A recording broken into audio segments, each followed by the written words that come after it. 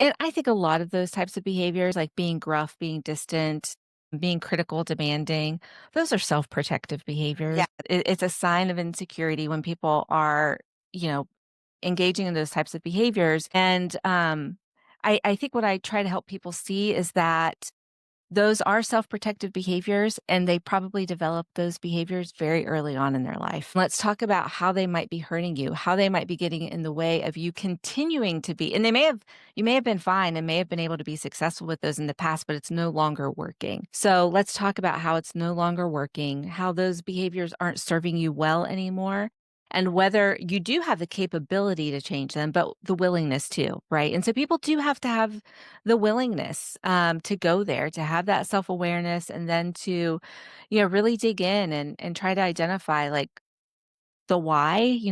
Why is it that I am this way, and what can I do to, have my needs met, in more, you know, pro-relational ways, instead of destructive ways.